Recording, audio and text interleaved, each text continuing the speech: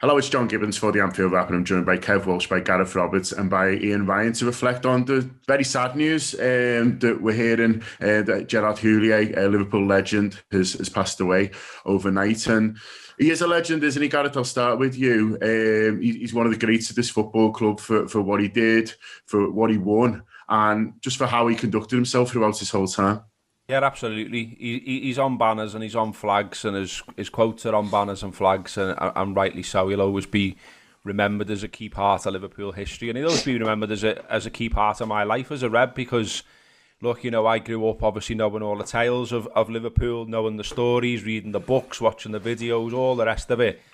But my first real experience of getting all that for myself was under Houllier. The 2001 season, for everything that we've done since, for everything that we've won since, that will always be one of my fondest memories following Liverpool, because I managed to get to all of those finals.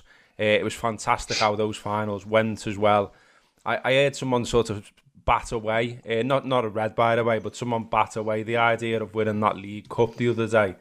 And I just thought, well, it might not have been much to you, but it was loads to me. And I can remember being around people, my age and younger, who were crying and stuff because they hadn't seen Liverpool win a trophy before. And, it is extra special when you're in the ground yourself for the first time. And it's not just that as well. It's, as you say, John, it's how he conducted himself. I think he was absolutely obsessed with Liverpool, both the club and the city.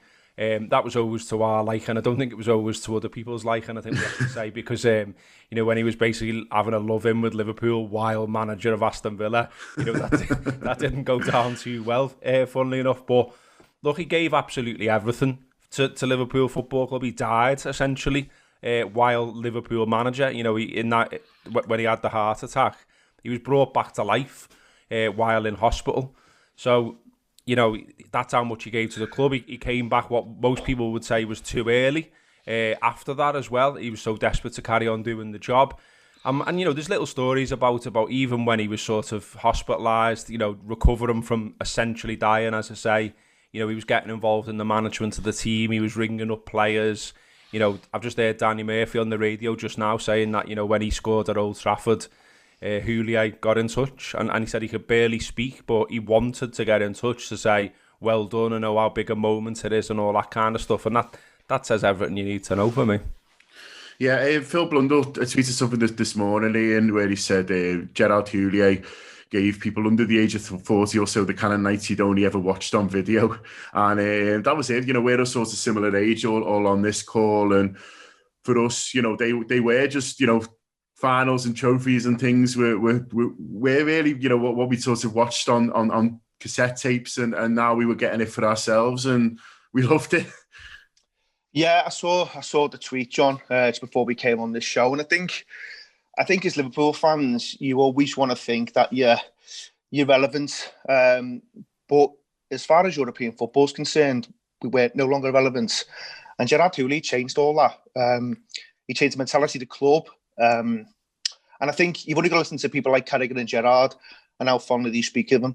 He's held in such high regard and such high esteem. And I think, before we came on the show, someone had just posted the Roma video where he embraces Capello. And honestly, that night will live long in the memory for me, because it was a great European night, and it's some of the things that you and Rob have just touched on there, and the Phil Blundell tweet where we'd not had that for such a long time, and he brought a lot of that back. But that moment where he embraces Capello after 5 months, and then what that Liverpool team then goes on and does in that game, it summed them up perfectly, to be honest, the effect he had on the club. And I think as a fan, you want a manager, you want players who just get it, who understand it, they feel it, they live it, they breathe it. And in Gerard Houllier, we absolutely had someone who got it, 110%. He got it. Every inch of the club, he understood it. And even when he left, as Robbo alluded to, the club never left him. And he couldn't leave the club alone. He comes back after 5 months. He never should have gone near that job again. But it was already in him then. The club was already part of him, and he couldn't let it go. And that was great to see, because that's what you want to see as a fan. As I say, Liverpool have gone through some tough times. We've not won stuff for a long time. You think about the League Cup in '95 under Roy Evans, and then there's a big period there where there's no success. And that League Cup, I remember going to that League Cup final against Birmingham, and I think you know, you think, wow, I mean, yeah, it's a League Cup, and it was at Cardiff, so it felt different, but it felt everything at the time. And then you go on and have those other nights, and, you know, it was a time where I was getting to go to so many away games at the time as well, so you just felt that you're part of something really, really special. And that's before you get into some of the derby games and the Gary McAllister stuff and all the goals that came with that 2001 season. It's absolutely heartbreaking news, John, to be honest. That 2001 season was when me and you met, wasn't it, Kevin? You know, on these adventures, and it felt like every week there was another brilliant place to go or another massive game to go to. And for us, it was just like everything we'd ever wanted as Liverpool fans, and we were doing it as young lads. You know, a bit of money in our pocket, whatever we could get, and we were off, and it was just everything you wanted. Yeah, it was at the time, as you say, we were probably about 17, 18 at the time. We just met, going a match with all your mates, and we were used to Liverpool being crap effectively, weren't we? We weren't very good for the years that preceded it, and then Gerard Houllier comes in, makes all the changes that he made, but doesn't just bring, like, he was a foreign coach coming in. I think a lot of people were worried about maybe a foreign influx of players, but he won a lot of stuff with a lot of local lads. He gave loads of players chances, and it was Boss being that age and going to massive games. That Roma game, as Ian's just mentioned there, I remember coming out of that thing, and that was I said to me dad after it, that's our San Etienne. It was that big at the time, and obviously things have gone on after it, but that 2001 treble season, it probably, I think what Carragher says, it's his favourite season. He prefers that season over Istanbul because it was just playing every week and winning every week, and obviously they played in every game that they possibly could. And as a fan at that time, to have someone like Gerard Houllier leading it, he just, Roy Evans had been a boss manager. We always wanted him to do well, but he wasn't really the figurehead of a club, unfortunately. Whereas Gerard Houllier come in, he made himself the figurehead, and he was a great fella to get behind. He had a boss song, or we had boss flags for him. And I think it's fair to say, without Gerard Houllier then, you wouldn't have the Liverpool that we've got today. You mentioned about Murphy there, Robbo. There'll be a lot of our players who will be, you know, hugely sad about this, but also will be reflecting on what Houlier's meant for their careers and for them as people. And I know that both Gerard and Carragher have talked about how important he was at a key stage of their lives, almost, that he was, you know, this father figure, that he was someone who was tough on them when they needed to be, you know, and sort of, you know, moved them away from certain things, you know, and certain behaviour, really, and gave them that professionalism. And I don't think it's exaggerating it to say that they might not have been the players that they went on to become if it wasn't for Houllier coming into their lives at that time. Yeah, absolutely. I mean, look, you know, there was plenty of players in the sort of era that Kev's talking about before, you know, pre-Houllier, where we had some talented players, but they didn't fulfil the potential. And, you know, there's a bit of a, you know, we've read plenty of tales and heard plenty of tales since about, you know, the culture being not quite right. And it's not unfair to say that. I mean, I think we always tiptoe around it a little bit because we love Evo, and Evo's a great fella. But equally, when you've got John Barnes saying, like, you know, he's looking around the dressing room knowing he couldn't win the league with some of the lads that he was in there with because of the way they behaved, then, you know that there's something wrong. And Houllier come in, quickly discovered that and put it right, basically, and, you know, challenge those cultures. And that's difficult, not just because he's a foreign manager and a new manager, it's just difficult full stop, because when it's so well embedded, to come in and challenge that, you know, take something, and that shows the, you know, the measure of the man. And like I said before, you know, he wound some people up, and there's plenty of players and staff and everything else who haven't got good stories to tell about Gerard Houllier. But that was his approach. You know, that was the disciplinarian approach that he had. He obviously took Melwood to a new place, made Melwood a more professional environment, full stop, in terms of equipment and everything else, how it looked, how it worked. And yeah, I think you're right in that, you know, look, you know, there's been loads of talented players that have got so far and fell by the wayside, but it does feel like, you know, Gerard instilled something in the likes of Carragher and Gerard, and they've said the same back. And, you know, he went to see Gerard's family famously, didn't he? And sat them all down and explained sort of, you know, what he felt Stephen could achieve, but also said, you know, he does need to make some tweaks to his lifestyle. And it was sort of from that point that you no longer saw him on the streets of Highton, basically. And he went and moved to Southport or whatever. But, you know, that kind of stuff is needed. And if anything, you know, like I said before, he almost put too much into things. And I think it was quite sad by the end of his time at Liverpool, sort of, you know, how paranoid he got about sort of opinions of ex-players and things like that. But that come from a good place. He was obsessed with the job.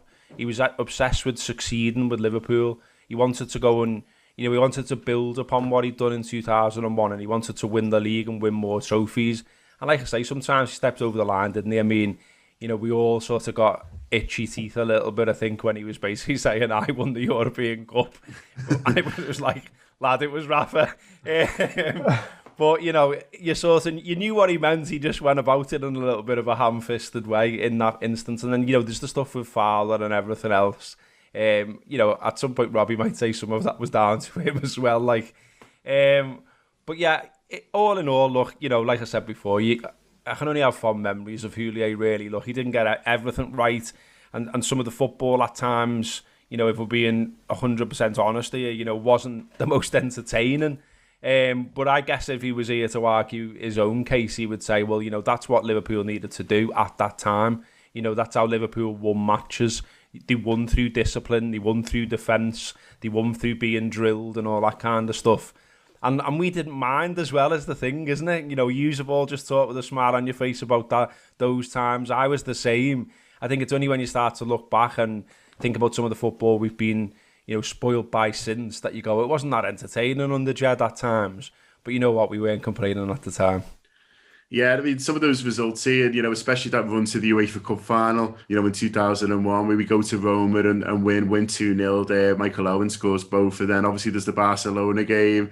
I think a few of the Barcelona officials and sort of hierarchy were saying, similar to what Gareth said, but it's slightly ruder words about the sort of style of football. But we weren't bothered, were we? We're going to Barcelona, getting a 0-0, an old-fashioned result away Europe. He was brilliant at that, and then he did the job at Anfield and those European nights. Under Houllier, that's sort of where it all started for me in terms of the great nights we sort of have now. The atmospheres for some of them were absolutely unreal. Yeah, and I think what Robbo said, it's right, but it was a different time then, and I think because we'd been starved of success, you're willing to accept certain things. And as a fan at the time, I have to say, for large parts of Houlier's reign, the style of football didn't really bother me that much because we were competitive, we were involved, we were at the business end of seasons, and we still had the chance of winning stuff. And by the way, yeah, we were set up to not concede goals, and it felt like we were a big unit, we had big lads at the back.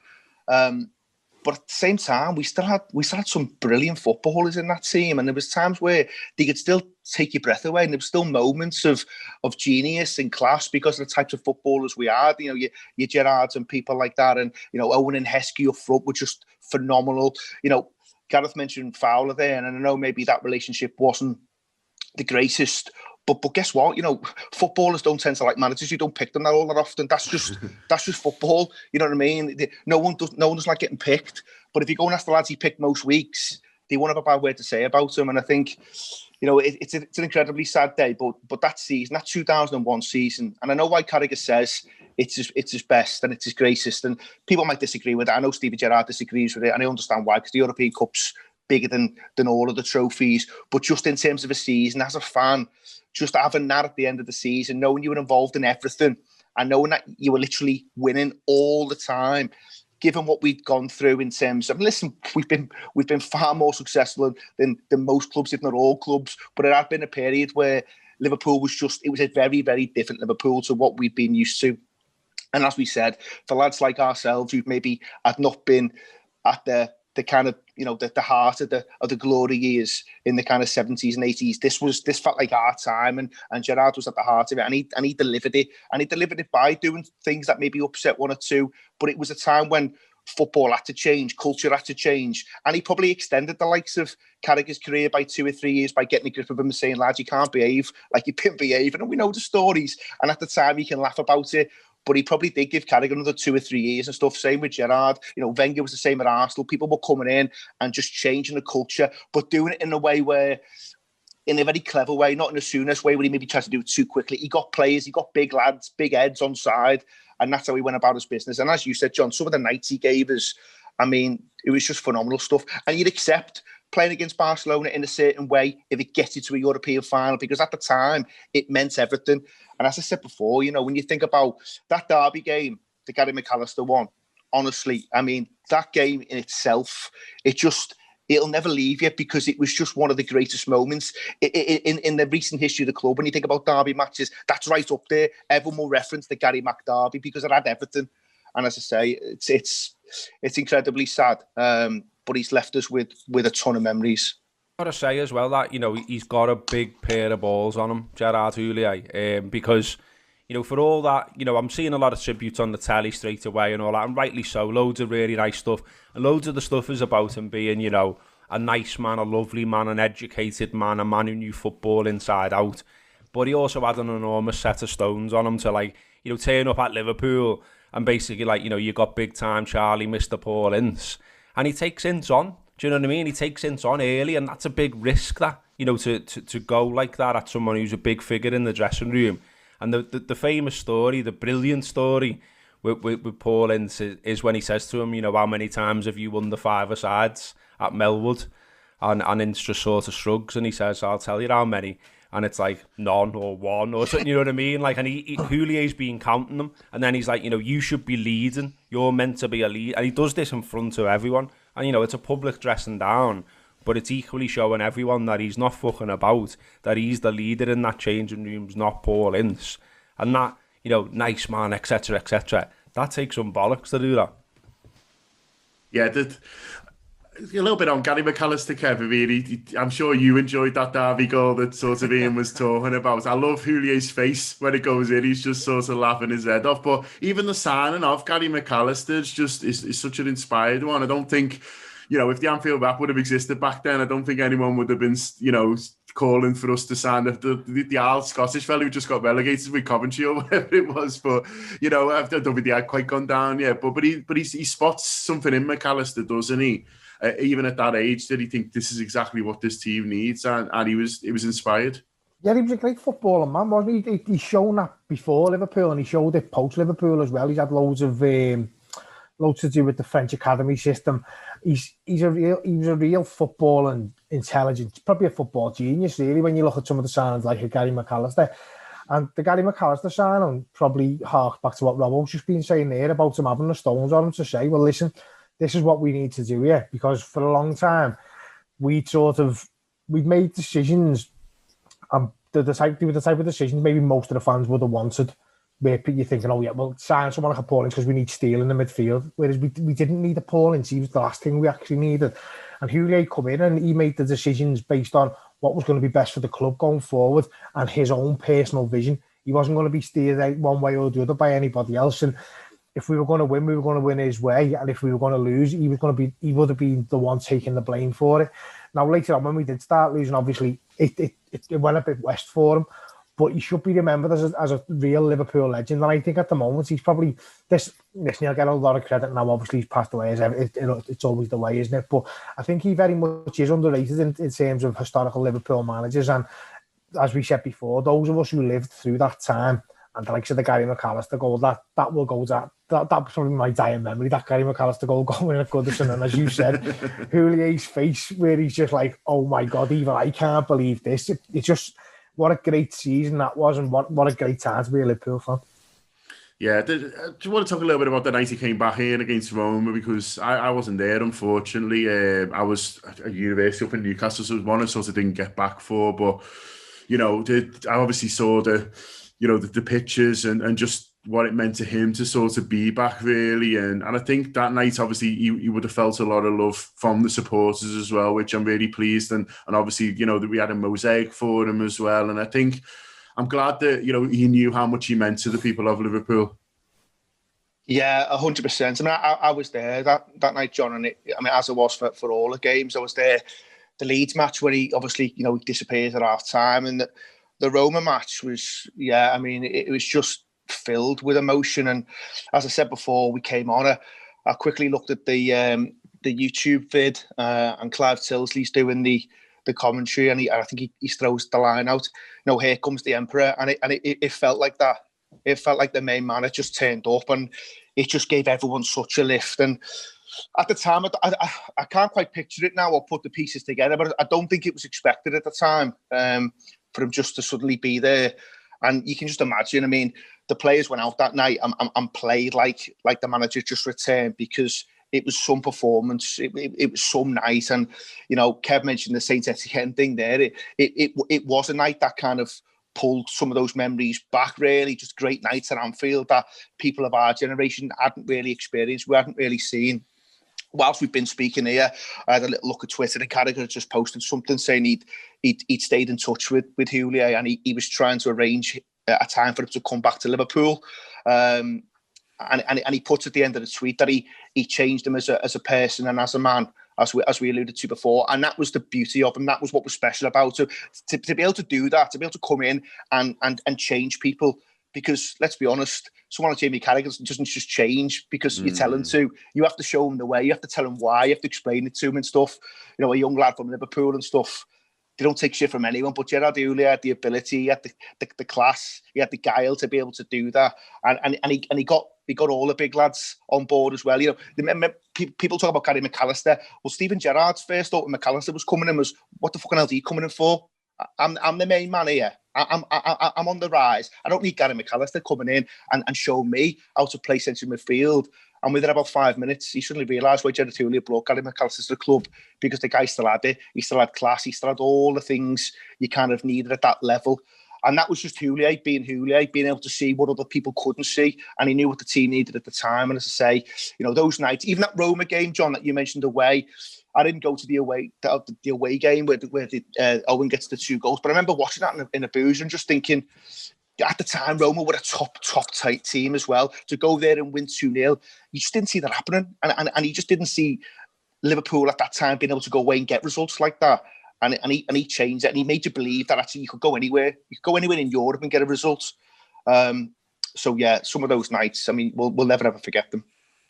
Yeah, we talked about him changing footballers, Robbo, but he fundamentally changed the club, didn't he? And, you know, the birth of modern Liverpool, if you like. And I don't want to sort of disparage what was there before him, because Ray Evans did a decent job, and, you know, it wasn't a mess, as some people say, but certain things did need to happen. Certain things needed to be improved.